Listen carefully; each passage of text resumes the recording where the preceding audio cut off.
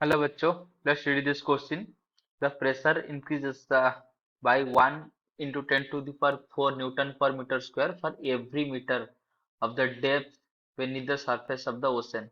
At what depth does the volume of the Pyrex glass cube of A's length 1 into 10 to the minus 2 meter at ocean surface decreases by 1 into 10 to the minus 10 meter cube? The bulk modulus of Pyrex glass is 2.6 into 10 to the पर 10 Newton per metre cube. तो इधर question में क्या बोला है?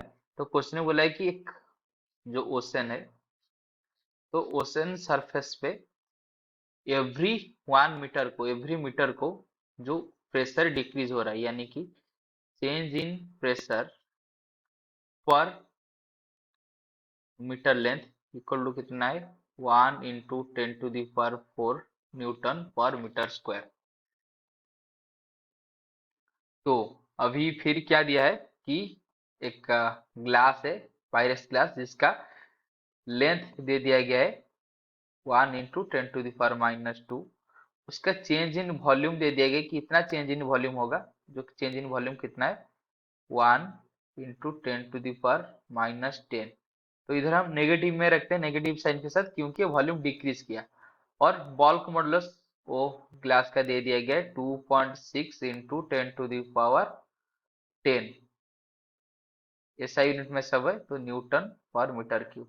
तो हमको find करना है कि कितने हाइट के बाद नीचे, कितने हाइट के नीचे इतना चेंज इन वॉल्यूम होगा। जो डीवीए दिया, इतना चेंज इन वॉल्यूम के लिए कितना हाइट पर नीचे जाना पड़ेगा। तो उसके लिए जो की कंसेप्ट है, तो की कंसेप्ट क्या है? तो बल्क मॉडुलस ऑफ इलास्टिसिटी, या इसका फॉर्मूला है minus B del P divided by del V. तो बी बल्क मॉडुलस है, B volume, P del P change in pressure, del V change in volume.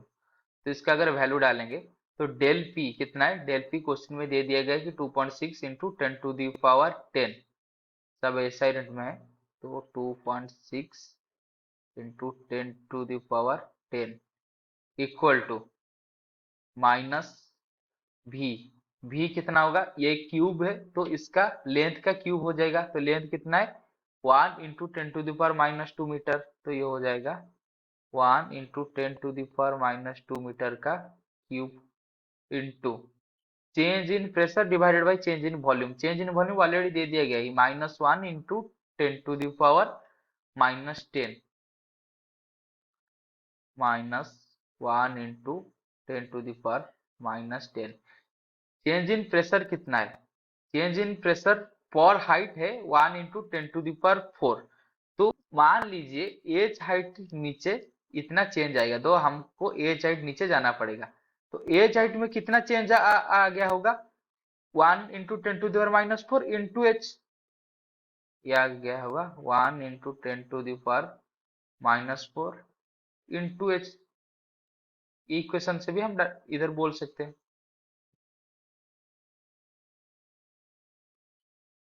तो बस अभी हमको बस सिंप्लीफाई करना है और एच का वैल्यू निकालना है। तो ये आ जाएगा, इसको अगर ये माइनस साइन हट जाएगा, तो ये आ जाएगा। इस वाले लेफ्ट राइट साइड को लेफ्ट लेफ्ट की तरफ लिखते हैं।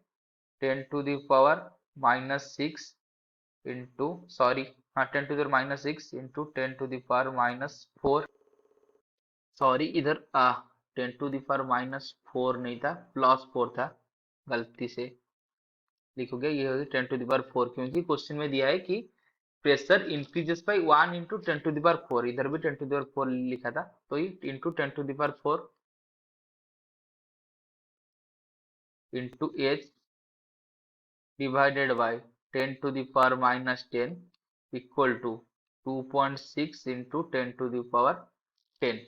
तो ये 10 टू द पावर -10, इस साइड में 10 टू द पावर 10, तो ये कैंसिल हो जाएगा। That implies h into 10 to the power -2, 10 to the power -6 into 10 to the power equal to 10 to the -2 equal to 2.6। That implies h equal to 2.6 into 10 to the power 2 equal to 260। Unit क्या आएगा? Metre आएगा obviously, क्योंकि सब SI unit में हम इधर डाला था, तो एसआई यूनिट में ही एच मीटर में आएगा, लेंथ का यूनिट है। तो 260 मीटर, अगर ऑप्शन चेक करेंगे तो option B 260 metre is the right answer. I hope you have understood this question. Best of luck.